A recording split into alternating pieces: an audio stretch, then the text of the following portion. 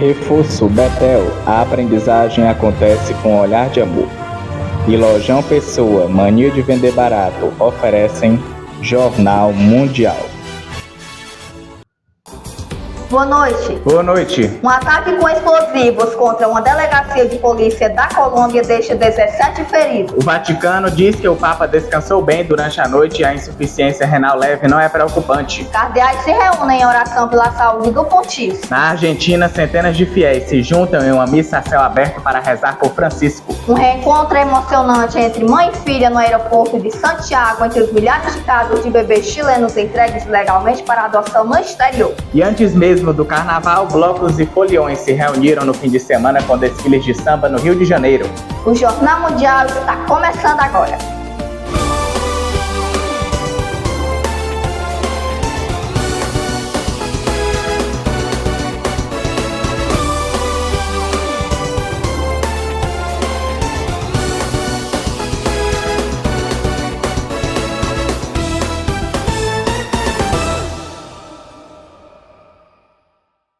Familiares de um estudante de publicidade baleado na madrugada de segunda-feira no viaduto João 23, na zona norte do Rio, afirmam que o parente está sendo acusado de um assalto que não cometeu. Igor Melo de Carvalho, de 32 anos, saía de um bar onde trabalhava como garçom e ia para casa de moto quando foi baleado. A reportagem é de João Pedro Ferreira.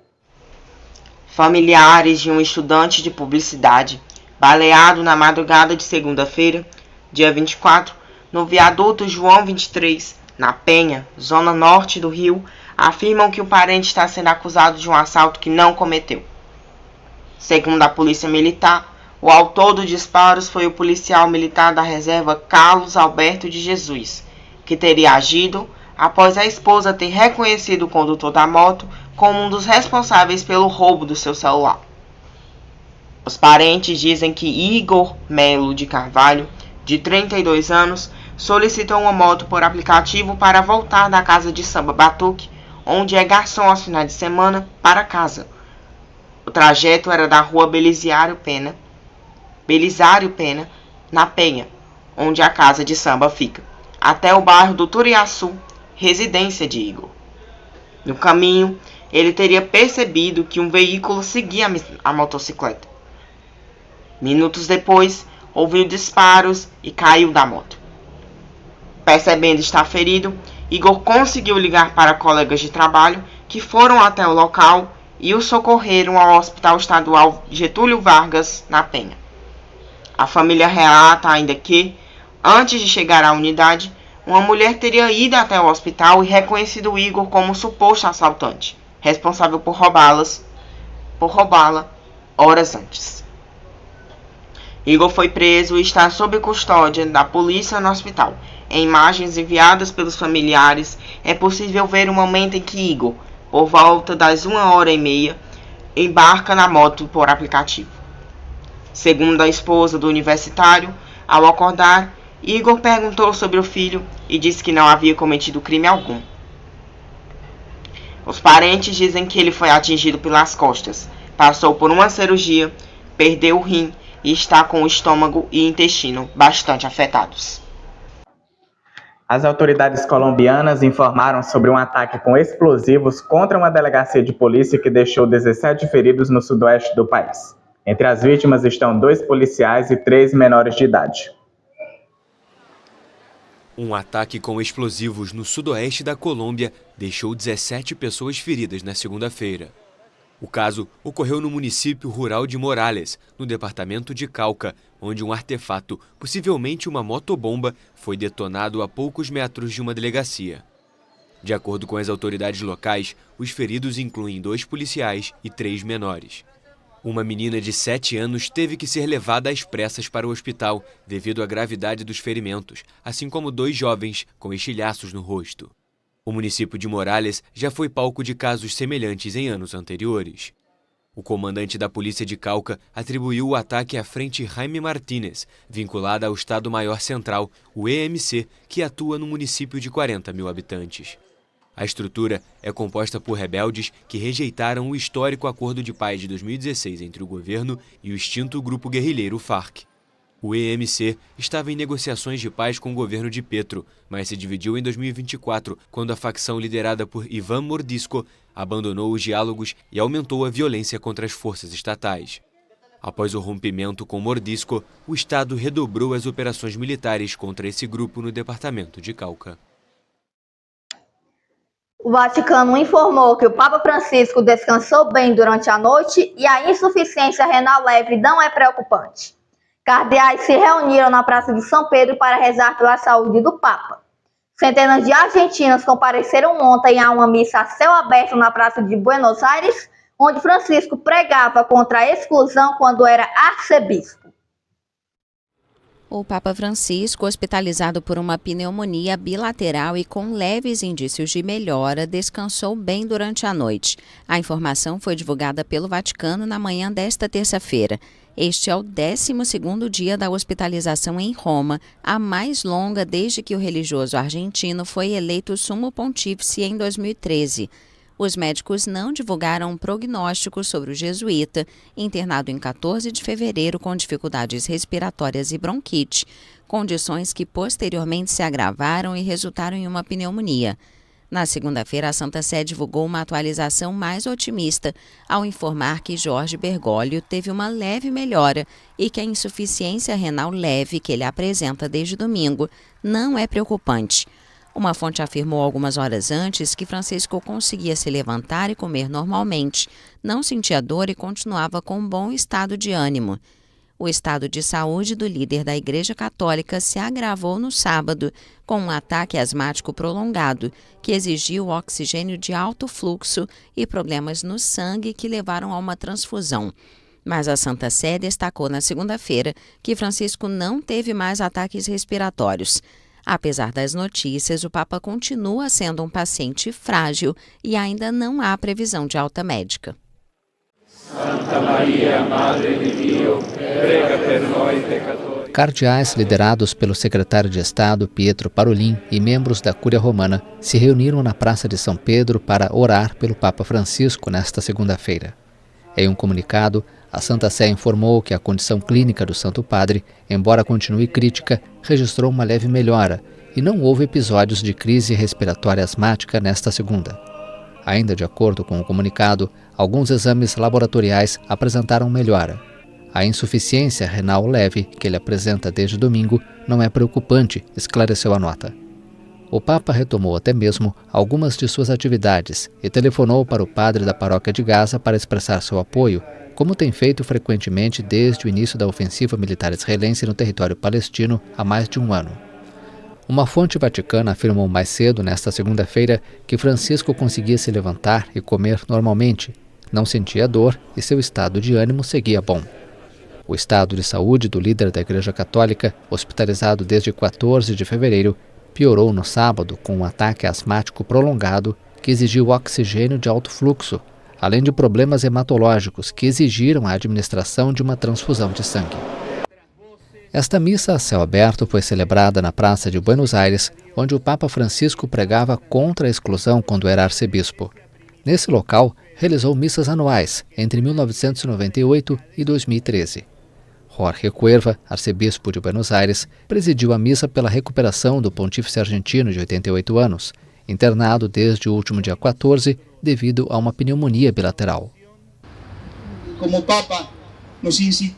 Como Papa, ele insistiu 1000 vezes na fraternidade universal. Que lindo que hoje, ao nos reunirmos para rezar por ele, possamos começar a viver o que ele tanto nos ensinou, que somos irmãos e que juntos devemos construir uma nação de fraternidade. A missa foi realizada na Praça da Constituição, a poucos metros de um dos principais terminais ferroviários de Buenos Aires. Ele é meu mentor, é meu pai, ele é meu padre, acima de tudo, ele é o padre Jorge. Então ele é muitas coisas para mim, mas basicamente ele é meu mentor.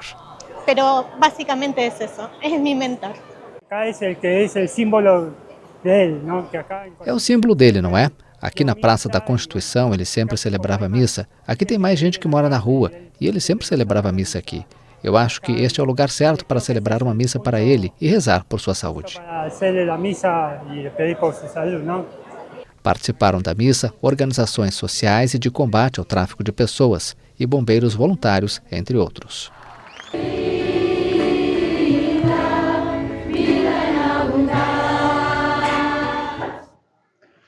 O presidente Lula anunciou que 100% dos remédios do programa Farmácia Popular serão gratuitos e que o pagamento do programa Pé de Meia será realizado nesta terça-feira, em um pronunciamento feito em rádio e TV ontem. Veja na reportagem de Caio Teles.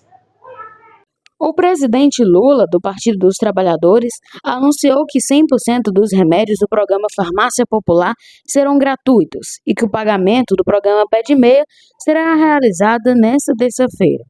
Em um pronunciamento feito em rádio e TV nesta segunda-feira, Lula começou o pronunciamento enaltecendo seus 2 programas de governo, dizendo que a dupla mexe com o Brasil. Depois de 2 anos de reconstrução de um país que estava destruído, estamos trabalhando muito para trazer prosperidade para todo o Brasil, principalmente para quem mais precisa. Fecha aspas. O programa, que estimula permanência dos alunos do ensino médio por meio de uma bolsa que só pode ser sacada após a conclusão do curso, o Pé de Meia, terá sua primeira parcela de R$1.000 pago nesta terça-feira. O pagamento será feito aos estudantes que finalizaram o ensino médio em 2024.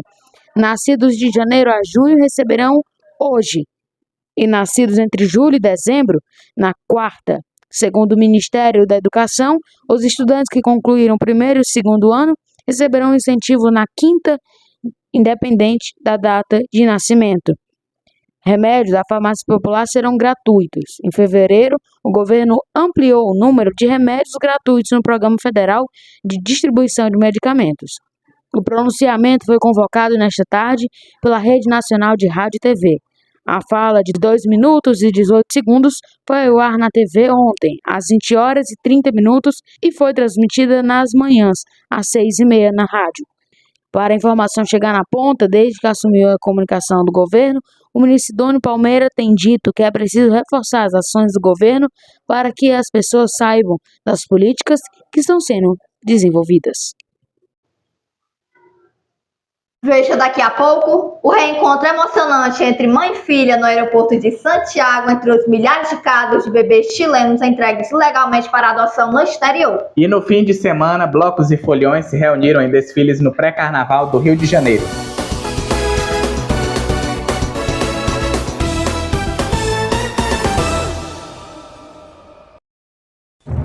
Jornal Mundial. Oferecimento: deputado estadual Sérgio Aguiar. Mais Ceará, mais desenvolvimento. Lojão Pessoa, mania de vender barato. Reforço Betel, a aprendizagem acontece com o olhar de Ambu. E prefeita Betinha Magalhães.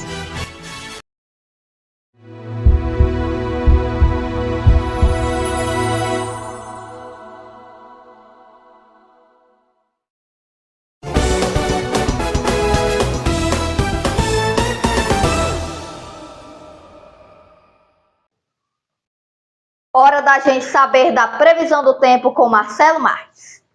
Boa noite, Marcelo. O que você traz?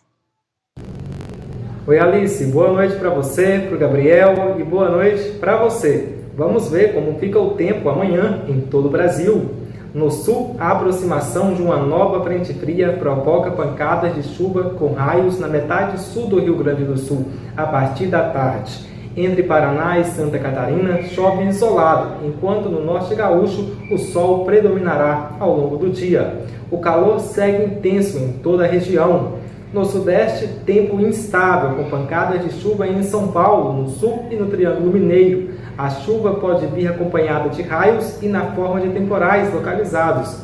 Entre o Rio de Janeiro, o Espírito Santo e o norte de Minas Gerais, o predomínio é de sol com algumas variações de nebulosidade. No centro-oeste, dia com mais nuvens e chuva pode ocorrer ao longo do dia no norte de Mato Grosso do Sul, em Goiás e em Mato Grosso, onde há risco de temporais.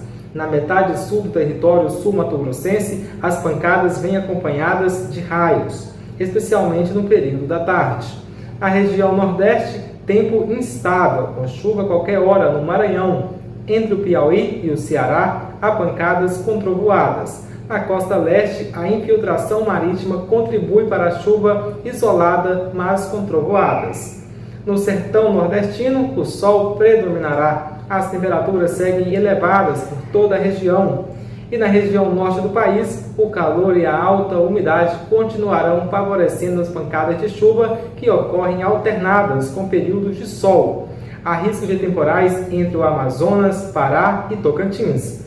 No norte paraense e no Amapá, a zona de convergência intertropical mantém a condição para chuva com trovoadas.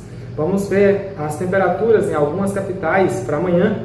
Em Florianópolis, Santa Catarina, a mínima será de 24 graus e a máxima de 32. No Rio de Janeiro, a capital carioca terá a mínima de 22 e a máxima pode chegar aos 36 graus. Em Cuiabá, no Mato Grosso, mínima de 24 e máxima de 30. Em Salvador, na Bahia, a mínima será de 24 graus e a máxima de 31. E em Belém, no Pará, mínima de 23 e máxima de 30 graus. Alice Gabriel. Obrigada, Marcelo. Até sexta-feira. 4 décadas após a separação forçada, Adamari Garcia reencontrou sua mãe no aeroporto de Santiago. Um final feliz entre os milhares de casos de bebês chilenos entregues ilegalmente para a adoção no exterior. 40 anos depois, Adamari Garcia reencontrou a mãe biológica no aeroporto de Santiago. Hoje, com 41 anos, ela foi adotada ilegalmente quando bebê nos Estados Unidos e é um dos milhares de casos de crianças chilenas separadas das famílias. Os estrangeiros pagavam até $40 mil por adoções disfarçadas de legalidade. Por trás do esquema, operava uma máfia composta por médicos, assistentes sociais e juízes. Como se obteniam estes niños? Como essas crianças foram obtidas? Ou foram declaradas mortas ao nascer, ou roubadas de hospitais, instituições, ou simplesmente mães foram manipuladas, receberam desculpas para entregar seus filhos para adoção com engano, pressão, ameaças. Quando Adamari nasceu, a mãe Edita tinha 23 anos e outros 2 filhos. Ela se mantinha como empregada doméstica em uma cidade distante da capital chilena. Ela decidiu ter a menina, mas uma assistente social disse que ela não conseguiria criá-la naquela situação. Após dar à luz, foi levada do hospital para um consultório, onde coletaram informações e levaram o bebê. Uma vez todo isso hecho, E quando o processo de adoção foi feito, eles me expulsaram do lugar, me expulsaram. Eu saí, olhei para todos os lados, não sabia o que fazer. Eu queria correr e procurar meu bebê, mas já estava feito. Já estava hecho. O reencontro foi possível devido à Fundação Connecting Roots, fundada em 2021 e que já solucionou 36 casos. A história de Adamari e Edita começou a se desenrolar em meados de 2024, quando a filha, que mora em Porto Rico, leu uma reportagem sobre o roubo de bebês no Chile. O único que pode existir é amor. Eu não os culpo. A única coisa que pode existir é o amor. Eu não culpo meus pais. Há decisões difíceis na vida, umas que você tem controle e outras que não. Nessa situação, ela não tinha controle, então fez o melhor para mim, por ela e pelos meus irmãos. Eu agradeço porque tem que ter muita força de vontade para enfrentar o que ela enfrentou. Porque tienes que ter muita força de vontade para enfrentar o que ela enfrentou. A mãe adotiva de Adamari é Doria Garcia, uma cubano-americana de 80 anos que mora em Coconut Creek, na Flórida. Ela contou à agência France Press que viajou ao Chile em 1984 para receber sua filha recém-adotada de 3 meses, depois de concluir o que considerou serem procedimentos normais. Eu tenho gravado na minha mente a carita dela quando me la entregaram. Gravei na minha mente o rostinho dela quando me deram, um sorriso, e quando a segurei no meu braço, juro que foi algo que veio do meu coração. Foi algo como que saiu de meu coração. De acordo com a Justiça, há cerca de 20 mil casos de crianças separadas de suas mães entre 1950 e 1990. A maioria ocorreu sob a ditadura de Augusto Pinochet. Estamos falando de uma violação aos direitos humanos. Estamos falando de uma violação de direitos humanos, isto é, uma violação cometida com a participação direta ou aquiescência de agentes estatais. Estamos falando de um ato que dá origem à responsabilidade do Estado. No caso de uma violação de direitos humanos, as obrigações do Estado são claras, deve haver justiça. As obrigações estatais são claras, deve existir justiça. Até agora, não houve condenações em nenhum dos casos. 4 pessoas morreram e 6 ficaram feridas após uma ponte em construção desabar na Coreia do Sul.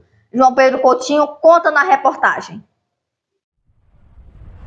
4 pessoas morreram e 6 ficaram feridas depois que uma ponte desabou em uma via expressa em construção na Coreia do Sul nesta terça-feira. Um funcionário do Ministério do Interior afirmou que 2 mortos eram chineses e os outros 2 sul-coreanos. As vítimas foram levadas a hospitais da região. Uma parte da ponte desmoronou, levantando uma densa nuvem de poeira.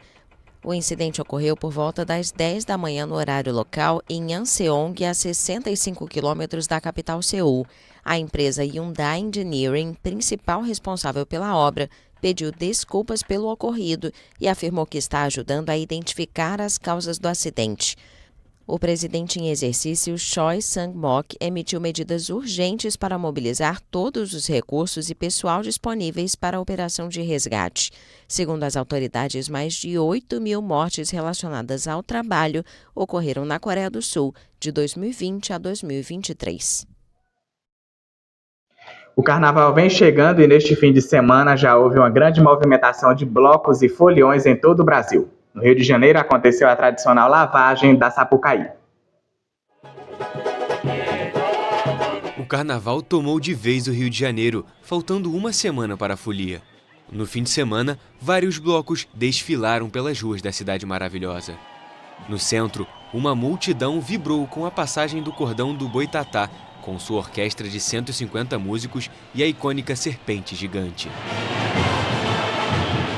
Carnaval, faltando uma semana para o carnaval, é especialíssimo porque a gente sabe que a gente vai ter magia, a gente vai ter música, a gente vai ter poesia, andando por essas ruas que no dia de semana é uma loucura. Mas pelo menos a gente tem um dia poético para a gente viver e sonhar e acreditar que é legal viver. Significa a celebração da vida, a celebração de tudo que a vida tem de bom. A música, a festa, os corpos na rua ocupando os espaços, é isso. É uma celebração de uma cultura que transcende cada indivíduo. E o templo maior do carnaval passou por um ritual que já tem 15 anos. Baianas, sambistas e líderes religiosos realizaram a tradicional lavagem da avenida, que tem como objetivo purificar simbolicamente a Marquês de Sapucaí e pedir passagem para a folia no Sambódromo. É muito importante para todos nós, né? É a lavagem da Marquês, é uma tradição, é um ritual que a gente faz, abrindo a passarela para todos os foliões, com energia, com força, com positividade, proteção para todos os foliões. Carnaval para mim é tudo, é saúde, é paz, é alegria. Os desfiles das escolas de samba do Grupo Especial ocorrem este ano no domingo, segunda e terça-feira de carnaval. Em cada um dos dias, 4 agremiações cruzam a Sapucaí.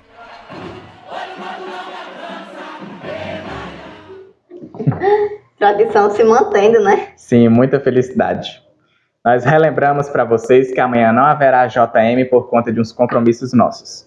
Mas na sexta-feira retornamos normalmente, por isso gravamos hoje para compensar amanhã. Para rever nossas reportagens, volte o vídeo aqui no YouTube e não esqueça de seguir nossa página lá no Instagram. Boa noite. Se inscreva no canal e deixe o seu like. Boa noite, até sexta-feira.